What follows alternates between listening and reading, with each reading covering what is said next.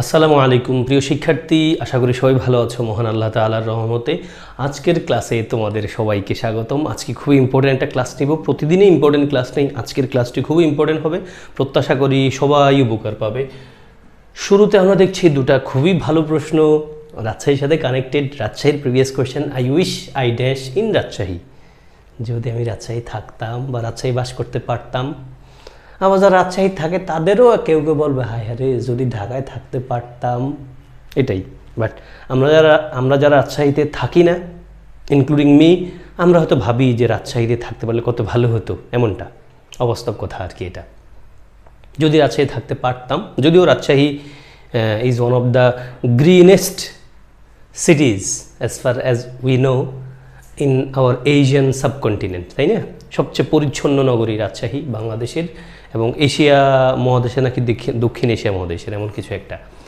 I wish I dash in Rajshahi, thank you for your hospitality. এখানে hospital নাই, কিন্তু এই হসপিটালিটি শব্দটার মানেটা কি উত্তর দেখাচ্ছি। I wish I lived in Rajshahi. এখন স্টুডেন্টদের মনে একটা কনফিউশনের জায়গা। অনেকে জানে আই উইশ থাকলে পরবর্তী সেন্টেন্সে পাস্ট টেন্স হয়, অ্যান্ড পাস্ট টেন্স এটা অনেকে মানে না। অনেকে জানে আই উইশ তারপরে আই ওয়ার, এমনটাই হয়, আই ওয়ার কি। এখন এটাই আমরা বেশি পড়ি, এই জন্য এটাই লাগে। আমি আমার স্টুডেন্টের কাছ থেকে এমন প্রশ্নটা পেয়েছি, স্যার আই উইশ থাকলে না তারপরে ওয়ার হয়। কে বলছে তোমার ওয়ার হয়? মিয়া, পাস্ট টেন্স হয়। আই উইশ থাকলে পরবর্তী সেন্টেন্সে পাস্ট টেন্স হয় ভাই। যদি ভার্ব থাকে, যদি প্রিন্সিপাল ভার্ব থাকে, ওই ভার্বের পাস্ট ফর্মটা লিখি। আর যদি প্রিন্সিপাল ভার্ব না থাকে, অক্সিলারিটা প্রিন্সিপাল ভার্ব মোডে বসে, তখন আমরা পাস্ট টেন্সের জন্য ওয়াজ ওয়ারের জায়গায় ওয়ার লিখতে হয়, অবাস্তব কথা লিখতে হয়, যেহেতু সেন্টেন্সটা অবাস্তব মুড দেয়। I wish I lived in Rajshahi, মানে যদি আমি রাজশাহী বাস করতাম, অবাস্তব না, আনরিয়েল, এটাই। I wish I lived in Rajshahi, I wish I were a king. এখানে ওয়ার লিখলাম কারণ কি, যদি আমি রাজা হইতাম, এখানে এই ওয়ার ভার্বটা হলো বি ভার্ব, বি। তাহলে বি শব্দের পাস্ট ফর্ম কি? অ্যামিজার হলো প্রেজেন্ট ফর্ম, ওয়াজার হলো পাস্ট ফর্ম। তাহলে পাস্ট টেন্সে ওয়াজ ওয়ার লিখবো, যেহেতু পাস্ট টেন্সে লিখতে হয়, ফলে ওয়াজ ওয়ার লিখছি। এবং ওই যে বললাম সেন্টেন্সটা যেহেতু আনরিয়েল, অবাস্তব, ফলে ওয়াজের জায়গায় ওয়ারে লিখলাম, দ্যাটস ইট। তাহলে খেয়াল রেখো, I wish I lived in Rajshahi. I উইশের পর পাস্ট ইনডিফিনিট টেন্স হয় বটে, তবে ভার্বটা যদি প্রিন্সিপাল ভার্ব হয় তখন কিন্তু আমরা পাস্ট ইনডিফিনিট টেন্স লিখব, ভার্বের পাস্ট ফর্ম লিখবো। আর অক্সিলারি থাকলে আমরা ওয়ার লিখবো, ওয়াজ লিখবো না, that's it. I wish I were a king, I wish I lived in Rajshahi. Then thank you for your hospitality. Hospitality মানে কি? আতিথেয়তা, তাই না?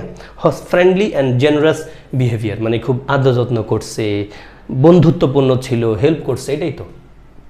লাঞ্চেন মিনস, লাঞ্চেন মানে কি? এটা আমাদের এইচএসসির ইংলিশ টেক্সট বই একটা গল্পর লেসন তোমরা পড়েছো, অনেক লম্বা। Lady admirer. What is the adjective form of the word stair? Stair শব্দের অর্থ কি? স্টার। স্টেয়ার তো না, স্টার।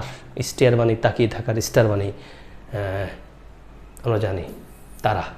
তাহলে স্টার শব্দের অ্যাডজেক্টিভটা কি ভাই বোন? বলে দিচ্ছি। Luncheon means a formal lunch. Formal lunch.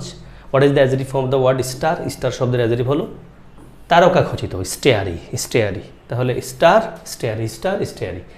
Then she exclaimed with joy that the bird was very lovely. Make it direct. আমরা নর্মালি ডিরেক্ট সেন্টেন্স পাই, ইনডিরেক্ট লিখতে হয়, বাট মাঝে মাঝে কিন্তু উল্টাটাও হয়। তাহলে she explained with joy the bird was very lovely, তার মানে শি এক্সক্লেইমড উইথ জয়, তার মানে বাক্যটাকে আমরা নর্মালি বুঝি এটা এক্সক্লেমেটরি সেন্টেন্স। এক্সক্লেমেটরি সেন্টেন্সে আমরা what a beautiful bird this is, অথবা how beautiful the bird this is, এমনটা আমরা বলি, তাই না? তাহলে হোয়াট অথবা হাউ দিয়ে আমরা পাবো। দেখো ভাই কোথায় আছে, হাউ দিয়ে আছে দুই জায়গায়, তাই না? হাউ লাভলি, হাউ লাভলি, তারপরে সাবজেক্ট লাগবে, তারপর ভার্ব লাগবে। তাহলে এখানে how lovely is the bird হয়ে গেল না। আমরা তো এক্সক্লেমেটরি সেন্টেন্সে হাউ লাভলি, তারপরে সাবজেক্ট লিখি, তারপর কি লিখি? অক্সিলারিটা লিখি। তাহলে she said how lovely the bird is. তাহলে পরীক্ষা এটার আবার আসতে পারে, মানে এটা বা এটার মতো করে, অফকোর্স এটার মতো করে প্রত্যাশা করা। She said how lovely the bird is, এটা ডিরেক্টটা আছে, ইনডিরেক্টটা কি? উত্তর হবে কি? She exclaimed with joy that the bird was very lovely. He object dash my smoking inside the bus. নিশ্চয়ই ঠিক না এটা? They were discussing dash the drainage problem in the area. Object dash my smoking inside the bus, মানে সে আমার বাসের ভিতরে smoking করা, আমার স্মোকিং করা, ধূমপান করার বিষয় নিয়ে সে আপত্তি করেছিল। অবজেক্টের সাথে প্রিপোজিশন নিশ্চয় টু বসে, এটা খুব পারার কথা তোমরা। He objected to my smoking inside the bus. Smoking verb plus আইএনজির আগে কিন্তু আমরা জানি কি হয়, পসেসিভ অ্যাডজেক্টিভ হয়, ফর্ম হয় প্রোনাউনের। I, me, my, mine, myself, এটা আমরা জানি, তাই না? তাহলে ভার্ব প্লাস আইএনজির আগে প্রোনাউনের কোন ফর্ম হয়? পসেসিভ অ্যাডজেক্টিভ ফর্মটা হয়। এটা বিশেষ পরীক্ষা আসছে, এই 45তম বিশেষ পরীক্ষা। আমি তোমাদেরকে দেখাবো হয়তো কোনো একটা ভিডিওতে প্রশ্নগুলো সমাধান করিয়ে। He objected to my smoking inside the bus, বাসের ভিতরে। They are discussing, no preposition লিখলাম কেন? তোমরা নিশ্চয়ই পেরে থাকতেই হবে।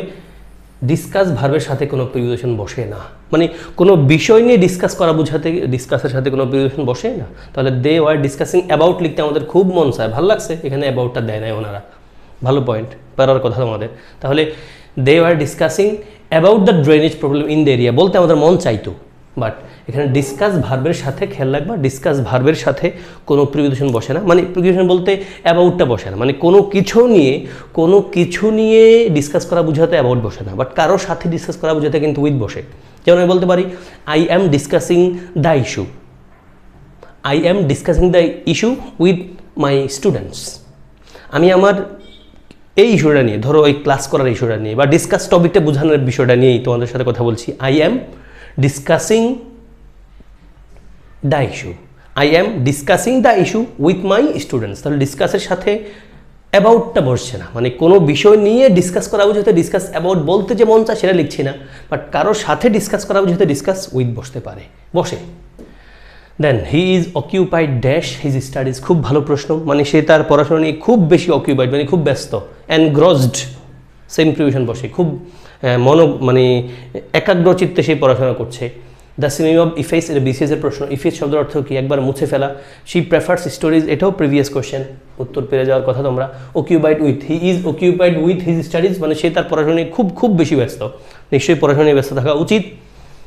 দেন দ্য সিনোনিম অফ ইফেস মানে মুছে ফেলা, একবারে ধুয়ে ফেলা, wipe out. Then she prefers stories dash poems, আমরা জানি প্রেফার ভার্বের সাথে প্রিপোজিশন কি বসে? টু বসে। তবে খেয়াল রাখবা টু শব্দের অর্থ কি যেন? দেন। টু শব্দের অর্থ কি? দেন, চেয়ে। এখন এই টু শব্দের অর্থ হলো চেয়ে, বাট লিখতে হয় টু। এই টুর আগে যা থাকে টুর পরেও তাই থাকে। I prefer tea to coffee, অথবা I prefer reading to writing. এখানে বলছে I prefer stories to poems, মানে কি?